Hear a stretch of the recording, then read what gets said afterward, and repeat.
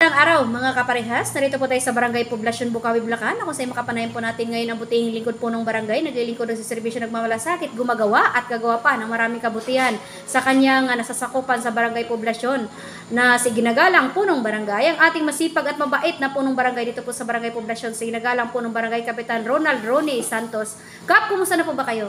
Okay naman. Sa naman Diyos ay lagi okay. Kap, maitan ko lang po, kumusta na po ba sa ngayon ang Barangay Poblasyon? Okay naman. Kung magpipiesta rito, medyo busy kami rito. So, talagang halos naabot kami ng gabi. At yung mga tanod, pinag-duty ko ng gabi. Alright, okay. So, Kap, itanong ko lang po regarding for the peace and order, kumusta po ba ang kapayapaan dito sa ating nasasakupan? Dito sa poblasyon, sabi nga ng kahit nga mga kapulisan, ang poblasyon kasi pinakatahimik na barangay sa buong away.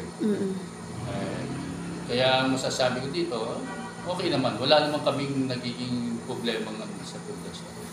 Saka na malapit sa amin ng kapulisan, madali kaming nakakakuha ng sa kanila, suporta. Opo. Kumpara sa inyo naman po, Kap, bilang ating punong barangay, ano po mga batas na pinapatupad niyo po dito para manatili po ang kapayapaan sa ating nasasakupan? Dito sa amin, hindi yung para yung mga tiwalimangan dito, yung pag-ikot, kailangan regular ang ikot ng mga tanod. Opo. Saka kami, mga kagawad, dapat din nag-iikot dito. Halos wala naman kasing dito sa amin kasi parang daanan lang ng mga daanan. May mga nag-aanoan man yan, mga hindi tiga-barangay namin. Mga tiga-ibang mga katabing barangay namin. Yan, nag-aabot-abot lang dito. Pero halos wala dito sa amin. Okay, so peaceful po ang barangay po. Peaceful naman din sa amin. Alright. So dito naman po tayo, Kap, regarding sa environment, lalo na po ang ating weekly clean-up drive. Sa amin dito, kung nilano tayo ng ating LGU, sa DILG, talagang nag-ano kami ng clean-up drive weekly. Weekly, plus yung meron ako ditong street sweeper na araw-araw kung pinagwawalis. Ngayon, pinag-overtime ko sila kung may fiesta sa amin dito para gusto ko kasing madaanan ng mga tao dito na walang nakikitang basura kasi talagang makakita ka ng konting basura, masakit sa mata talaga pag kami mga basura dyan. Kaya ang LGU nagbibigay rin dyan ng mga street sweepers na mga hanggang 8-6 sila, ganyan. Saka street sweeper ko, hanggang gabi nagbawal sila. Alright, okay. Saka ikutan ko talaga lahat yung mga yan. Wow, okay. So may tanong ko lang, Kap, regarding po sa ating mga programa naman po dito sa Barangay Poblasyon, sa huling termino po ninyo, ano po ang ating naitutulong dito sa ating mga kabarangay?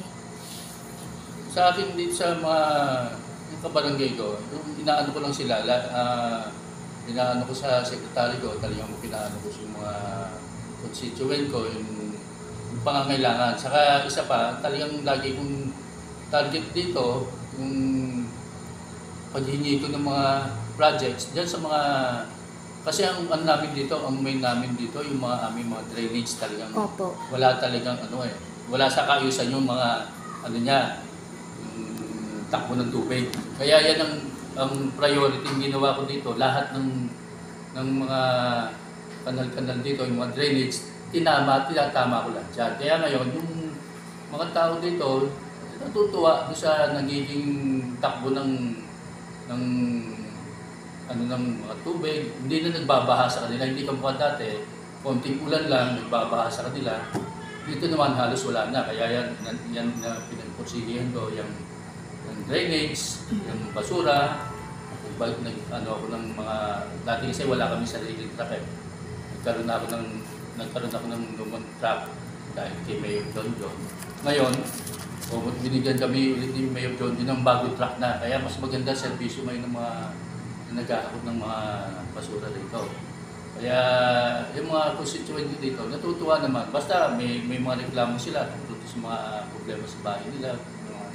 Mga maliliit lang naman. Pero contento sila lahat na halos lahat. Hindi naman natin maipiplease lahat. Pero halos majority na naman. Okay naman sa servisyo na Oh. Yung ibig sabihin nila, yan. Wow, okay. So may tanong ko lang ka, for the first term, second term, at ngayon kasalukuyan, last term. So ano po ang ating mga naipundar ng legacy dito sa regarding sa ating mga proyekto sa barangay o mga accomplishment since nung naupo po tayo, bukod sa nabanggit nyo kanina.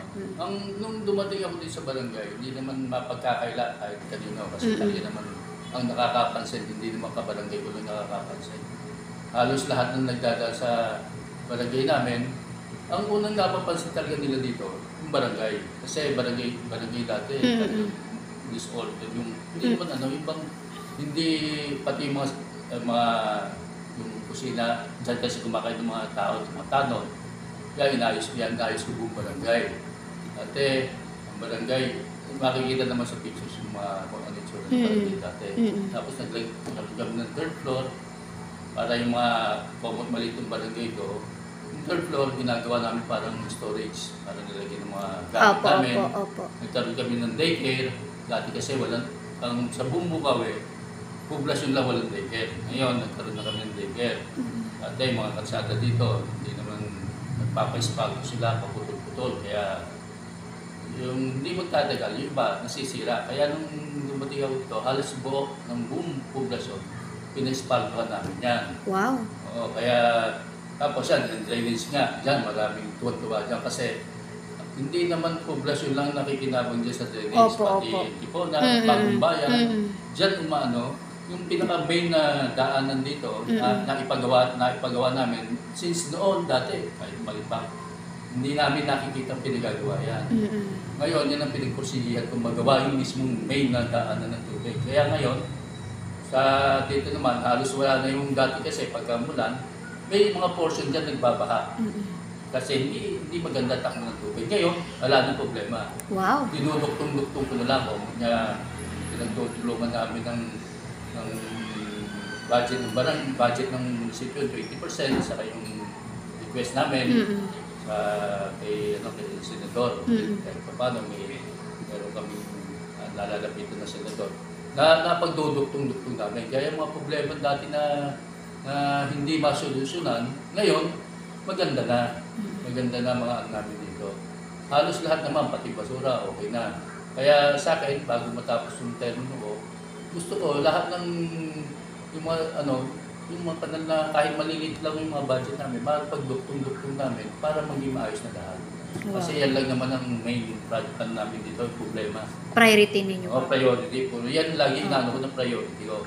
Ng basura, sa kayang kanal. Drainage kanal. Drainage kanal. Kasi talagang, sa totoo lang, pagka nga naman, pati yung nga pala dito St. Martin, sa papulisan na yan, papunta si Bar, nagbabaha dyan ng hanggang lagpas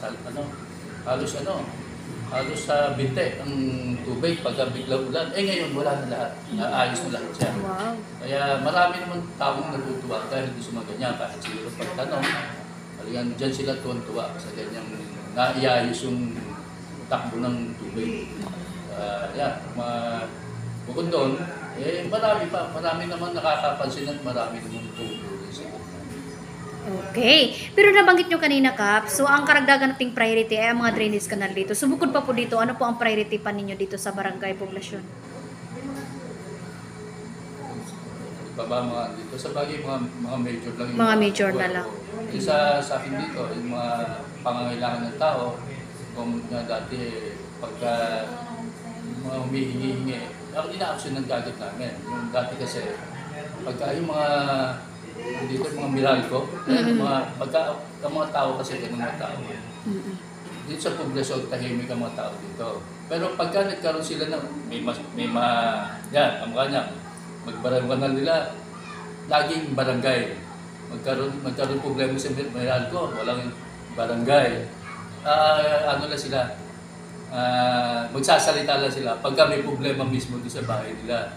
Pero pagka yan, mga Meralco, may konting pagtawag nila dito, yung secretary ko, may nakarekta naman sa Meralco yan.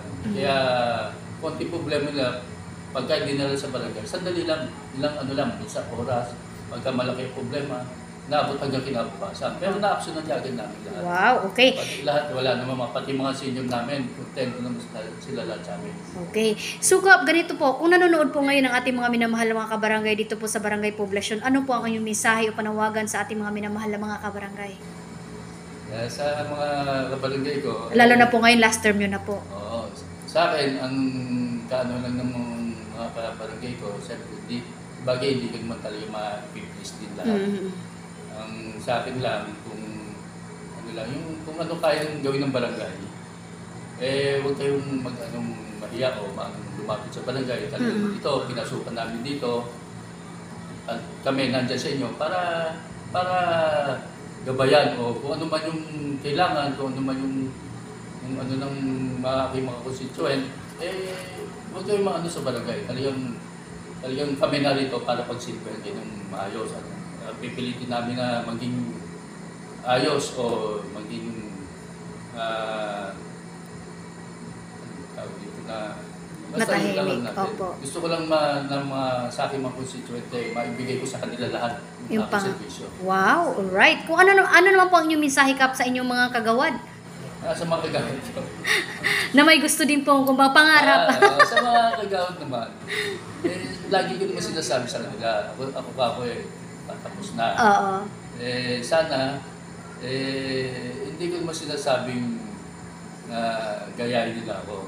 Hindi ko naman yun. Nasa kanila kasi yun eh. Ang sa akin lang, sana, kung ano man yung ginawa dito, kung ano man yung nakita nilang may pagbabago dito, sana dagdagan pa nila. Kung gusto nilang maging, tumaas man, maging kapitan, sana yung puso nila yung mapunta sa barangay. Barangay, parang pamilya. Sa atin kasi, pagka pumasok ka sa barangay, para kang isinama mo na sa pamilya yan. Tama po, Diba? Kap. Para bang, kung ano pagtingin mo sa pamilya mo, sa barangay ganda rin. Kasi talagang yan, iba yung pinasukan natin dito. Mas lumaki yung responsibility natin. Na talagang naman pagka tinulong mo, ang pagpapasalamat lang, mararamdaman mo lang, yung makita mo nakangiti yung tinulungan mo at makita nila masaya yung mga kabarangay mo. Intindi doon na yun na maganda yung yung service. Ayun, okay. So sa inyo naman po mga masisipag na mga barangay worker, Kap, ano naman po ang mensahe ninyo? Yung mga ko dito, yung mga workers ko, ngayon maayos na. Kasi dati talagang pagbibigyan mo bawat isa para natulungan mo na sila. Tapos sana pagka natulungan mo, makita mo man lang na yung nila, maganda rin ang trabaho nila.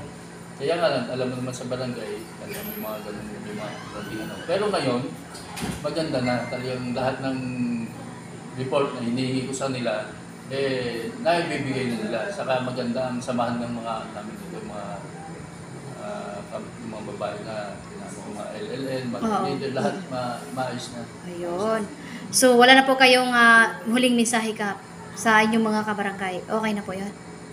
Okay na yun. Kami na lang, talagang ako nagpapasalamat.